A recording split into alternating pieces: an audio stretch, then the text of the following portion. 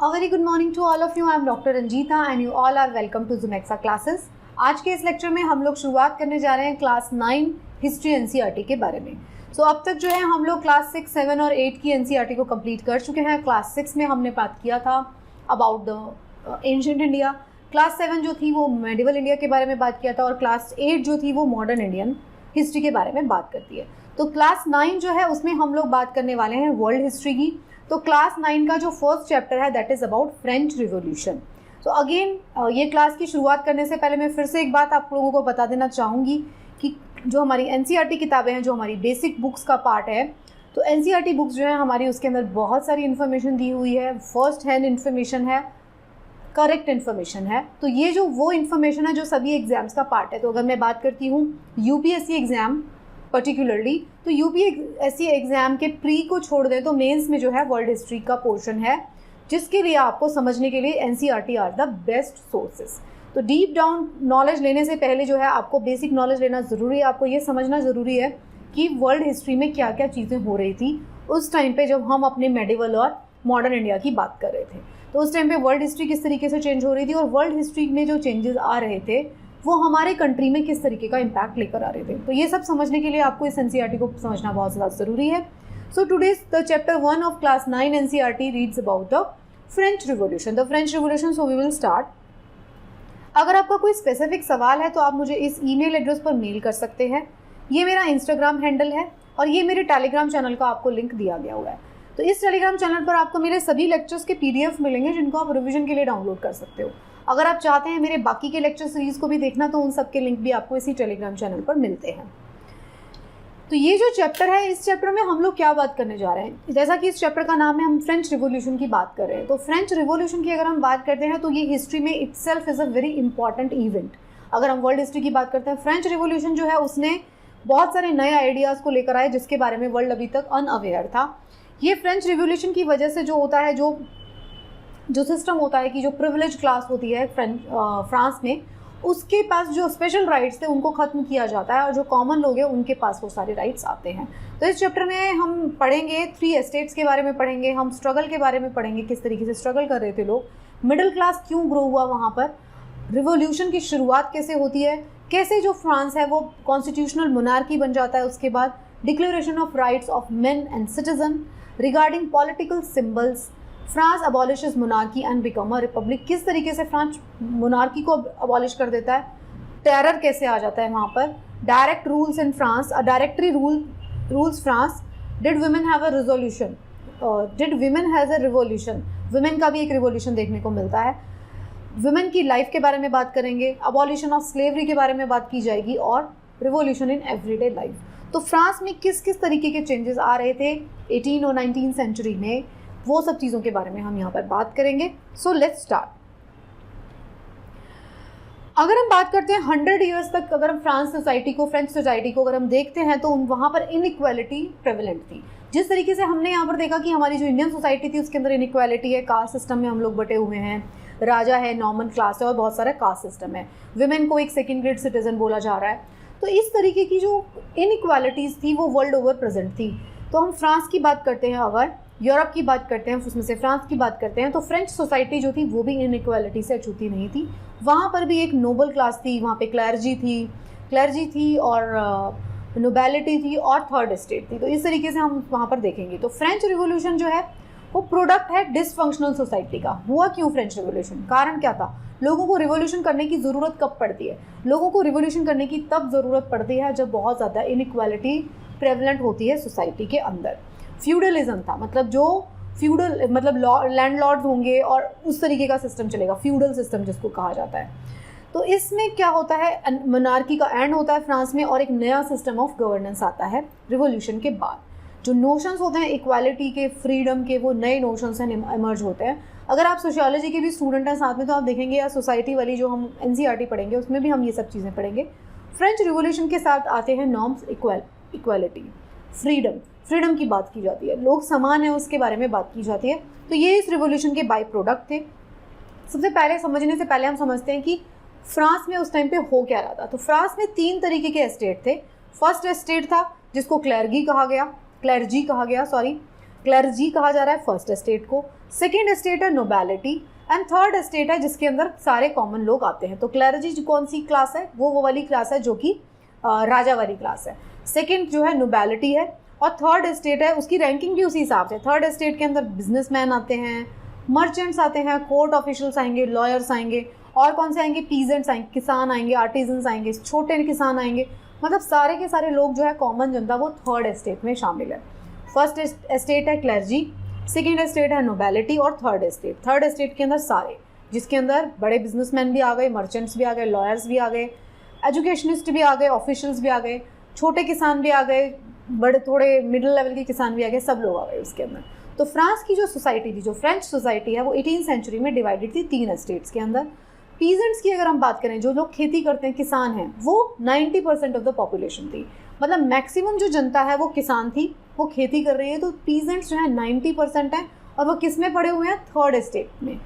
60% जो लैंड है owned by nobles, जो किसानों की जो 60% जो लैंड थी वो नोबल्स के पास थी, ये वाली सेकेंड जो स्टेट है उसके पास थी। The church and the richer members of the third state, 60% land किसके पास है, नोबल्स के पास, चर्च के पास, और थर्ड स्टेट के वो लोग जो ज़्यादा इन्फ्लुएंशियल हो गए हैं। इन तीनों के पास है लैंड का डिस्ट्रीब्यूशन। और 90% पॉपुलेशन किस चीज़ में लगी हुई है, वो पीजेंट्स है, वो खेती कर रही है। जो पहली 2 स्टेट थी उनके पास क्या था, उनके पास प्रिविलेजेस थे बाय बर्थ। तो पहली 2 स्टेट में जो पैदा होगा, बिल्कुल वही राजा वाला सिस्टम, कास्ट सिस्टम की तरह। तो पहली जो 2 स्टेट्स के अंदर पैदा होगा तो उसके पास बहुत सारे प्रिविलेजेस होंगे। प्रिविलेजेस में क्या होता है, उनको एग्जम्पशन होगी, उनको टैक्स नहीं पे करना है।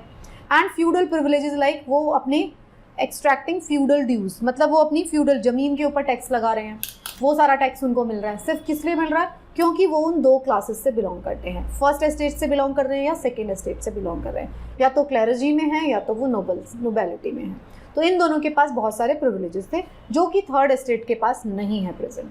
तो पहली चीज़ तो आप ये समझ लो कि फ्रेंच जो सोसाइटी थी वो इनइक्वल सोसाइटी थी उस टाइम पर, ये सारी इनइक्वालिटी थी। तो 1774 में क्या होता है, मतलब late of the 18th century में क्या है, लुई 16 जो है वो राजा बनते हैं। लुई 16 राजा बनते हैं। तो उनके रूल में होता क्या है, जब लुई 16 राजा बनते हैं तो वो अमेरिका की जो कॉलोनीज़ हैं, अमेरिका के अंदर भी ब्रिटिशर्स की कॉलोनी थी। मतलब जो अमेरिका है वो भी हमारी तरह ही ब्रिटिशर्स की कॉलोनी रहा है। लेकिन आप सोचिए कितना सरप्राइज़ की बात है, अमेरिका भी ब्रिटिशर्स की कॉलोनी था, हम भी ब्रिटिशर्स की कॉलोनी थे। हम आज़ाद होते हैं 1947 में और अमेरिका आज़ाद हो जाता है 18th सेंचुरी में। 18th सेंचुरी में ही, जब तक हमारे यहाँ पर अभी नवाब चल रहे हैं, उस टाइम पे हम हैं और उस टाइम पे अमेरिका आज़ाद हो जाता है। इसीलिए अमेरिका हमसे इतने साल आगे है, इसीलिए वो हमसे इतने ज़्यादा फॉरवर्ड भी है। हम जो चीज़ें अभी कर रहे हैं वो उन्होंने, अगर हम प्रेजेंट कॉन्टेक्स्ट की भी बात करें तो 50-60 साल पहले करके वो लोग छोड़ चुके हैं। हमारी कंट्री में वो अब आ रही हैं चीज़ें और हम वो वाले लाइफस्टाइल को, वो वाली चीज़ों को अभी प्रैक्टिस करते हैं। सो ये इतनी इनक्वालिटी इसीलिए है क्योंकि हो क्या रहता, हम बात करें 18th सेंचुरी की। 18th सेंचुरी में फ्रेंच जो किंग है लुई 16 आते हैं, राजा बनते हैं और वो हेल्प करते हैं अमेरिका के 13 कॉलोनीज़ को फ्री करा देते हैं। वो किससे, ब्रिटिशर्स से। तो ब्रिटिशर्स से फ्री हो गए, अमेरिका इंडिपेंडेंट हो जाता है। लेकिन इन सब में क्या था, इन सब में होती है वॉर। तो ये वॉर की वजह से जो होता है, फ्रांस के अंदर वॉर के वजह से बहुत सारा डेट आ जाता है, क्योंकि वॉर में बहुत सारा पैसा खर्चा हो जाता है, क्योंकि फ्रांस जो है वो सपोर्ट कर रहा है अमेरिका को फ्री कराने के लिए और ब्रिटेन से वो फ्री होता है। तो इस सब में वॉर होती है, फ्रांस उसको सपोर्ट कर रहा है। तो राजा का जो है सारा का सारा खजाना जो है वो खाली हो जाता है, बहुत ज़्यादा उनके ऊपर डेट आ जाती है।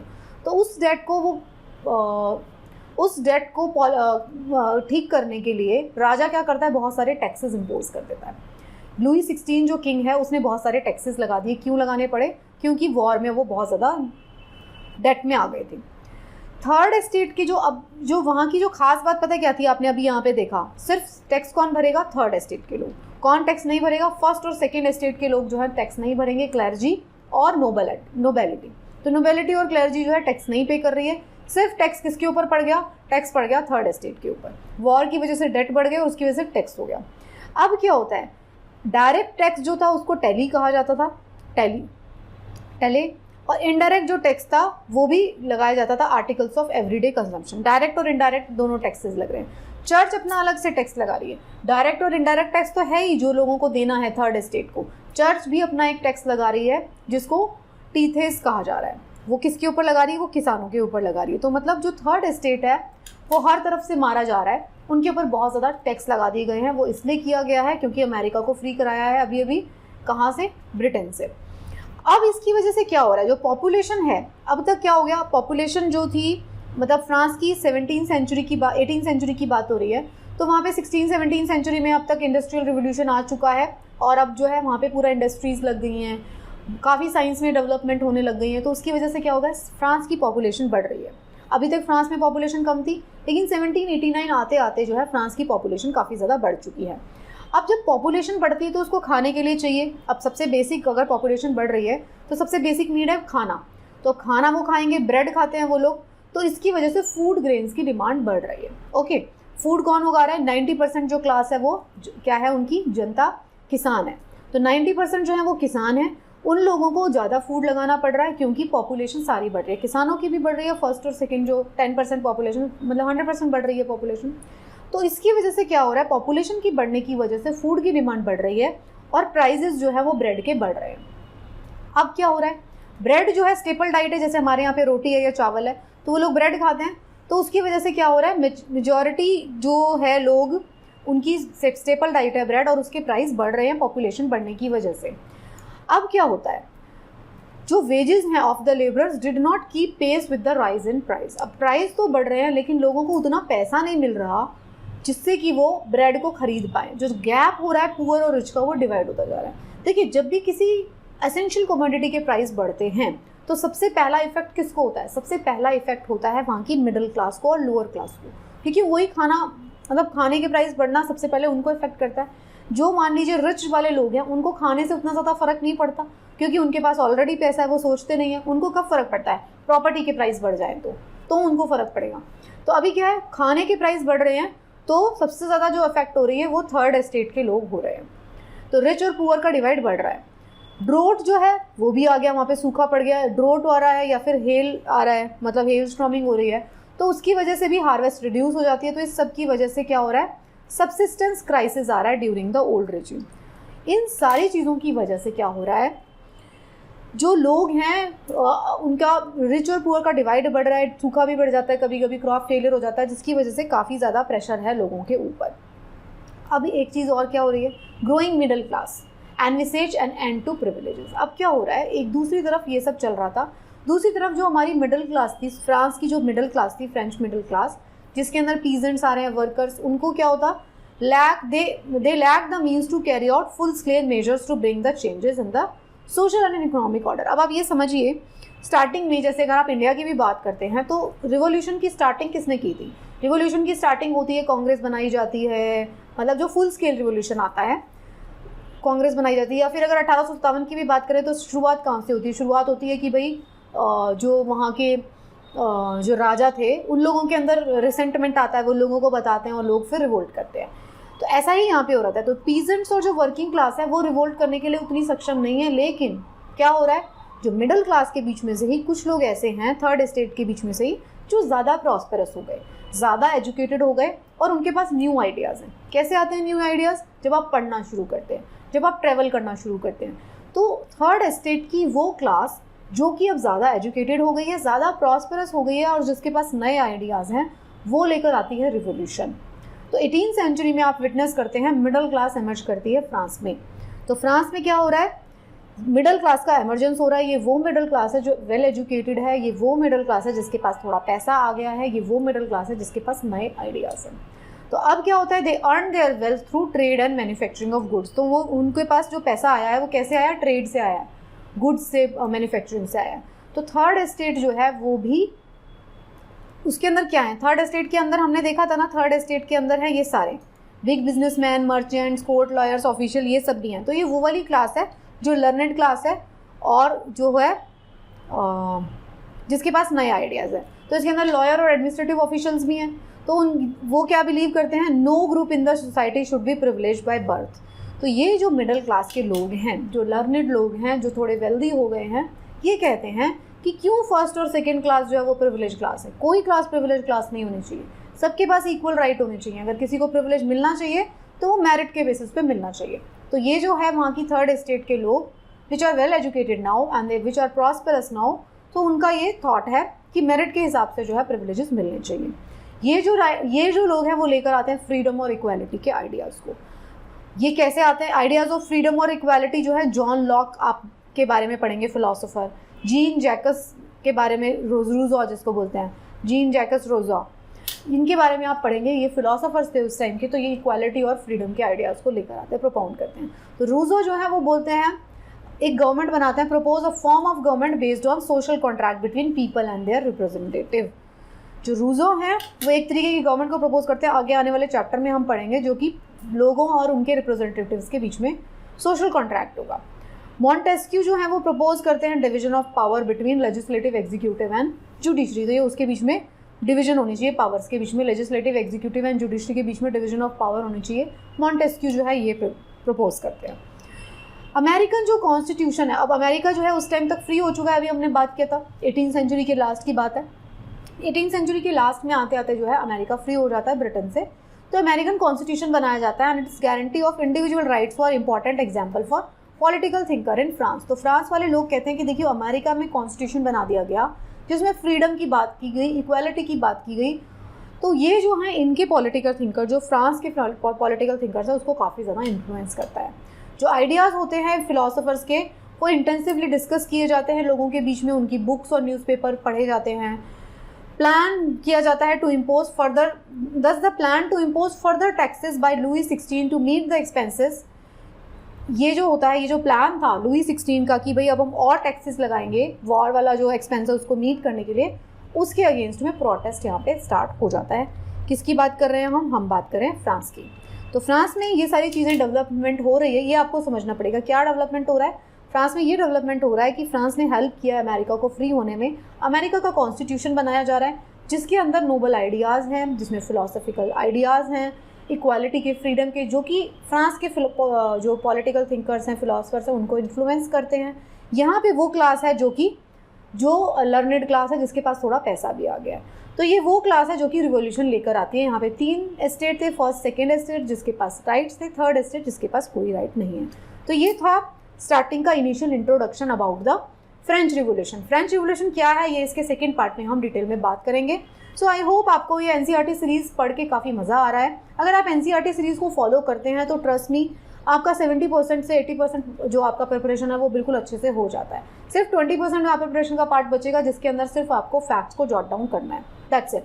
तो ये सिर्फ और सिर्फ हिस्ट्री एनसीईआरटी सीरीज़ ही नहीं लेने जा रही मैं आपको बहुत सारे और एनसीईआरटी सीरीज़ भी लेकर आऊँगी आपके लिए, ताकि आपकी जो है बेसिक जो फाउंडेशन है आपकी प्रिपरेशन का वो स्ट्रॉन्ग हो पाए। तो thank you so much, best of luck for your preparation.